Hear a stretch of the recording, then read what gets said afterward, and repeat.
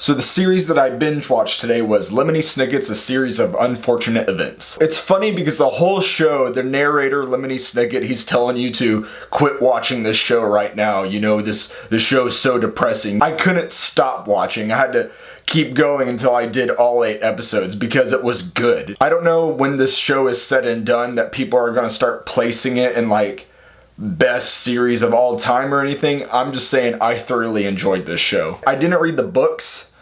I didn't see the movie with Jim Carrey, so I can't compare this show to the books or the Jim Carrey movie. So I'm just gonna review the show for what it is on its own. The show is kind of a mixed bag in terms of the tone. The show's very sarcastic, but at the same time, there's all this dark and depressing storyline going on at the same time. So the show centers around the lives of 3 orphans, a narrator who's documenting the lives of these 3 orphans, and Count Barney Stinson. Even though it's more on the funny side than the drama side, it did genuinely get me caring about where the orphans are going to end up. I mean, the narrator keeps telling me that nothing good ever happens and that it only gets worse and worse, but I genuinely want them to find a happy ending. And also there's other storylines going on at the same time, like with the narrator. He even has like his own story, you know? I want to know what happens to him. I was kind of hoping that the villains would be scarier and more menacing and threatening, but in this show they kind of seem like just really goofy villains, which I mean, I enjoyed them, they were fun. I don't really get scared for the kids that much just because I'm like, come on, you can beat him. You're smarter than him, you're tougher than him,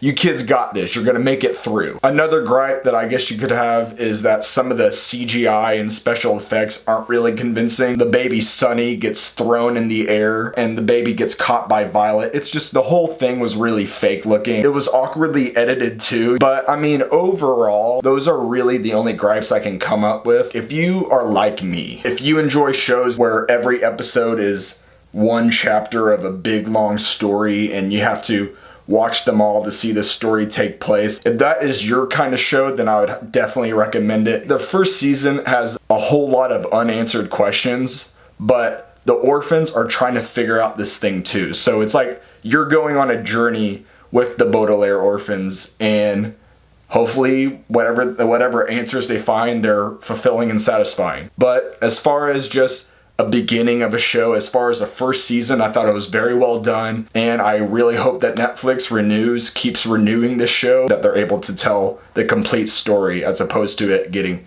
canceled. I mean, granted, I could start reading the books and find out what happens next. I can't really say any more about the story of the show without getting the spoiler territory, but I will say this: when you read a lot of stories or watch a lot of movies or TV shows, you kind of have this skill develop where you're kind of able to guess what's going to happen next. You know, you can kind of see things coming from a mile away. But I will give the show this: there was a moment, I'm not going to say what, but there was a moment that genuinely fooled me. Basically, there was something happening and I thought it was something the whole time, and then like in the last 2 episodes, my theory was just completely thrown out the window and I was just like, well, alright. Can't wait for season 2. I enjoyed it, and I think a bunch of other people will too, so check it out.